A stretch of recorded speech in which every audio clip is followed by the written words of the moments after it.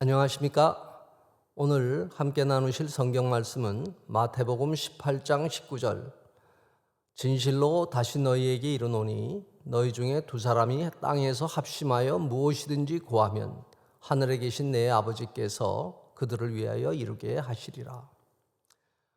한반도가 처해 있는 분단과 대립의 문제는 쉽사리 해결될 수 있는 성격이 아닙니다.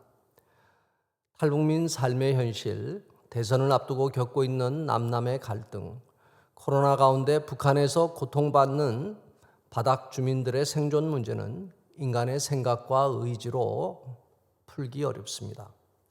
미중 대결이 첨예화되어 가고 있는 상황에서 남북한 간에만 풀 수 있는 문제도 아닙니다. 한반도를 둘러싸고 있는 국제관계가 따라주어야 합니다. 그러니 하나님께서 풀어주셔야 합니다. 우리가 해야 할 제일 중요한 것은 하나님이 하신다는 믿음을 가지고 부르짖는 기도를 하는 것입니다. 우리 신앙인들이 오늘의 현실에서 어떤 기도를 드려야 하는가라는 질문을 드립니다. 첫째, 하나님의 뜻에 맞는 간구 기도를 드려야 합니다. 주님은 우리가 기도하기를 원하십니다. 골로새서 4장 2절은 기도를 계속하고 기도에 감사함으로 깨어 있으라고 말씀합니다. 기도에 들어갈 때는 먼저 자신의 죄를 고백하는 기도를 드려야 합니다. 우리가 알았든지 몰랐든지 지은 죄에 대해 회개하는 기도를 드려야 합니다. 요한일서 1장 9절은 만일 우리가 우리 죄를 자백하면 그는 미쁘시고 의로우사 우리 죄를 사하시며 우리를 모든 불의에서 깨끗하게 하실 것이여라고 말씀합니다. 간구의 기도는 주님께 요청하는 기도입니다. 간절하게 마음의 소원을 아뢰는 것입니다. 마태복음 7장 7절은 구하라 그러면 너희에게 주실 것이요 찾으라 그러면 찾아낼 것이요 문을 두드리라 그리하면 너희에게 열릴 것이니라고 하십니다. 간구의 기도는 정직하고 간절하게 드려야 합니다. 하나님은 우리의 모든 것을 아십니다. 내 마음속의 생각과 감정들을 정직하게 아뢰어야 합니다. 우리는 사람들 앞에서는 자신을 꾸밀 수 있습니다. 그러나 하나님 앞에서는 꾸밀 수가 없습니다. 겉과 속이 다른 외식이란 있을 수 없습니다. 마태복음 6장 7절은 또 기도할 때 이방인과 같이 중언부언하지 말라. 그들은 말을 많이 하여야 들으실 줄 생각하느니라고 합니다. 하나님은 우리가 말하지 않아도 이미 속으로 품은 생각과 감정을 다 아십니다. 간구의 기도는 간절한 기도여야 합니다. 우리는 정말 무엇이 필요할 때 간절한 기도를 드립니다. 불의한 재판관에게 매달려 끈질기게 기도하였던 과부처럼 포기하지 말고 매달리면서 구해야 합니다. 간구 기도는 그 내용이 하나님의 뜻에 맞아야 합니다. 기도의 응답에는 yes, no, 기다리라는 wait의 세 가지가 있습니다. 아무리 기도를 드려도 응답받지 못하는 기도가 있습니다. 야고보서 4장 3절은 구하여도 받지 못하면 정욕으로 쓰려고 잘못 구하기 때문이라고 하십니다. 하나님이 원하시는 기도는 하나님의 뜻에 합당한 기도입니다. 하나님의 뜻은 생명과 사랑, 공의입니다. 성경 전체에 이르는 하나님의 뜻입니다. 이를 위해 드려지는 기도는 하나님이 받으십니다. 거절하지 않으십니다. 그래서 먼저 내가 드리는 간구의 기도가 하나님의 뜻에 맞는지를 돌아보아야 합니다. 마가복음 14장 36절은 나의 원대로 마옵시고 아버지의 원대로 하옵소서라고 합니다. 하나님의 뜻에 부합한 기도에는 응답의 노우가 없습니다. 요한일서 5장 14절은 그를 향하여 우리가 가진 바 담대함이 이것이니 그의 뜻대로 무엇을 구하면 들으심이라고 합니다. 하나님은 우리의 간구기도 응답을 때에 맞게 하십니다. 즉시 응답받을 수도 있습니다. 그러나 시간이 걸리는 것도 있습니다. 가장 적절하게 하나님의 때에 이루어 주십니다. 이 믿음을 가져야 합니다. 당장 응답이 없다고 기도를 멈추면 안 됩니다. 둘째, 영적인 기도를 드려야 합니다. 에베소서 6장 12절은 우리의 씨름은 혈과 육을 상대하는 것이 아니요 통치자들과 권세들과 이 어둠의 세상 주관자들과 하늘에 있는 악의 영들을 상대할지라고 합니다. 한반도의 견고한 문제들의 뿌리에는 어둠의 영이 역사하고 있습니다. 우상 숭배와 거짓, 원한과 저주, 억압과 속박, 두려움과 분노, 증오와 적대감을 일으키는 것은 마귀라 불리우는 어둠의 영입니다. 이러한 악령들을 대적하는 기도를 해야 합니다. 기도는 영적 전쟁의 강력한 무기입니다. 방언 기도는 영적인 기도입니다. 고린도전서 14장 2절은 방언을 말하는 자는 사람에게 하지 아니하고 하나님께 하나니 이는 알아듣는 자가 없고 영으로 비밀을 말함이라고 합니다. 방언 기도는 성령께서 하게 하시는 기도입니다. 사도행전 2장 4절은 저희가 다 성령의 충만함을 받고 성령이 말하게 하심을 따라 다른 언어들로 말하기를 시작하니라고 합니다. 이처럼 초대교회는 방언으로 기도하였습니다. 그래서 사도 바울은 고린도전서 14장 39절에서 그런즉 내 형제들아 예언하기를 사모하며 방언 말하기를 금하지 말라고 합니다. 방언은 우리가 알 수 없는 미래의 일들이 하나님의 뜻대로 이루어지도록 하는 기도입니다. 로마서 8장 26절은 이와 같이 성령도 우리의 연약함을 도우시나니 우리가 마땅히 기도할 바를 알지 못하나 오직 성령이 말할 수 없는 탄식으로 우리를 위하여 친히 간구하시느니라고 합니다. 이처럼 방언은 하나님과 소통하는 깊은 기도입니다. 영적인 기도는 자신이 말하는 간구의 기도를 넘어서 듣는 기도여야 합니다. 기도를 통해 주님의 음성을 들어야 합니다. 사무엘상 3장 10절은 말씀하옵소서 주의 종이 듣겠나이다라고 합니다. 엘리야가 호렙산 동굴에서 세미한 음성을 듣는 것 같이 주께서 나에게 말씀하시는 소리를 들어야 합니다. 들으려면 먼저 질문해야 합니다. 내 속에서 올라오는 질문들이 있습니다. 주님, 이거 어떻게 해야 하나요? 이 길이 맞나요? 이거 어떻게 풀어가야 하나요? 등입니다. 자신이 하는 질문에 대한 구체적인 말씀을 듣기 원할 때는 지금 나에게 주시는 레마의 말씀을 들어야 합니다. 헬라어 성경을 보면 말씀에는 로고스와 레마라는 두 가지 용어가 나옵니다. 로고스란 성경 66권에 나오는 기록된 말씀입니다. 모든 사람에게 일반적으로 적용되는 말씀입니다. 구원과 은혜, 공의에 관한 보편적인 말씀입니다.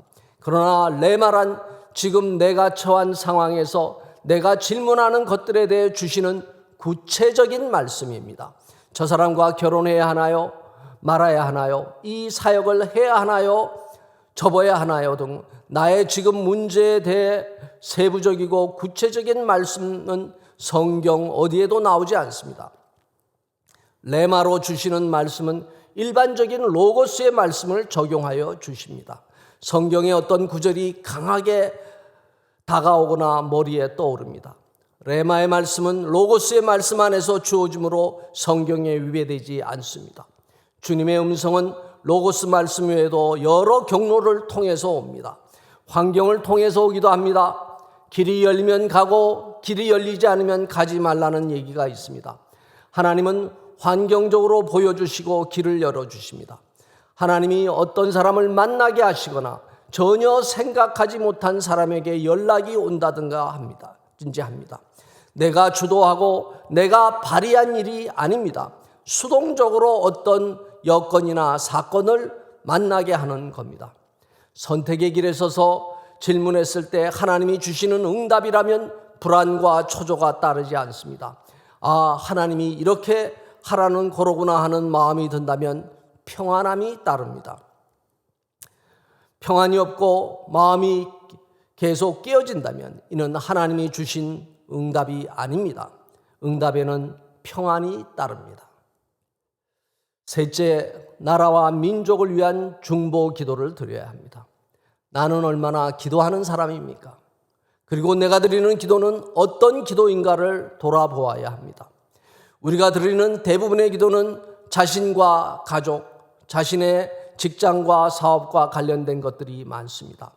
나아가 자신이 속한 교회, 목회자, 도움이 필요한 사람들을 놓고 기도합니다. 나라와 민족, 선교사들을 위해 기도하는 분들은 많지 않습니다.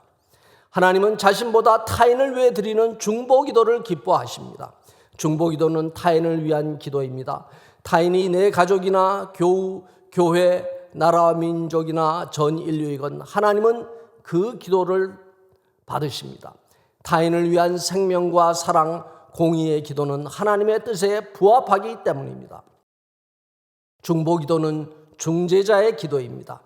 이사야 59장 16절은 사람이 없음을 보시며 중재자가 없음을 이상히 여기셨으므로 자기 팔로 스스로 구원을 베푸사 자기의 공의를 스스로 의지하사라고 말합니다.